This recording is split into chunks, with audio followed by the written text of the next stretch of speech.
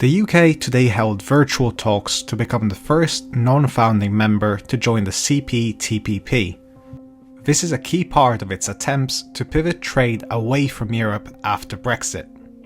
CPTPP stands for Comprehensive and Progressive Agreement for Trans-Pacific Partnership.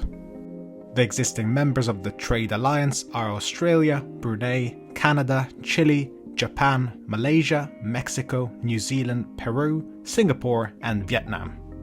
The alliance was created after Trump withdrew the US from the Trans-Pacific Partnership before it could be ratified. This left the remaining 11 members to amend the agreement, which came into force in 2018. Between them, the partnering countries are home to around 500 million people and generate more than 13% of the world's income. The main advantage of the CPTPP is greater access to each other's markets, and also a promise to eliminate or reduce 95% of import charges or tariffs. However, some of these duties are retained to protect sensitive domestic areas like Japan's rice farming and Canada's dairy industry. In return for these benefits, countries are obliged to cooperate on regulations such as food standards. However, a key difference with the European Union is that the CPTPP is neither a single market nor a customs union. This means countries are not required to have identical regulations and standards. Moreover, countries can also strike their own trade deals with others, as the UK has done with the EU and is now looking to do with the US. But why does the UK want to join? The gains in the short term will be marginal. The UK already had deals with the majority of these nations as part of its EU membership, which has been rolled over. And last week it agreed a deal in principle with Australia and is in advanced talks with New Zealand.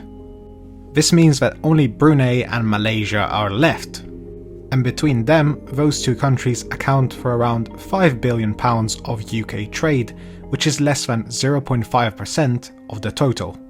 To this point, the government estimates that the gain from this agreement will be of 0.1% of GDP. And thinking more broadly, the CPTPP accounted for 8% of UK exports in 2019, which was less than the UK sold to Germany. However, in the long run, the government estimates that the UK exports to the 11 members of the CPTPP will increase by 65% to £37 billion by 2030. And another interesting advantage will appear for manufacturers that source components from multiple places. They may claim their products qualify for preferential treatment from duties if 70% of components come from the participating countries. This could help UK producers reduce their costs and expand their supply chains.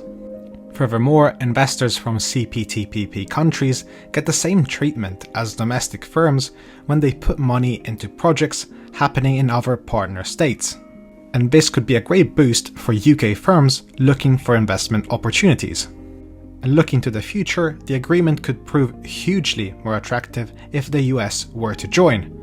The US accounts for around twice as much UK trade as the current CPTPP members, and a direct trade deal between the US and the UK remains complex. So this partnership could offer a backdoor to it and boost the CPTPP's contribution to UK GDP. Moreover, South Korea and the Philippines have also expressed an interest in joining. If more countries join, this will further boost the partnership's value to the UK. But what are your thoughts on this potential deal? Tell us now in the comments below. And remember to check out some of our other videos in the meantime and leave us a like and subscribe to the channel for more.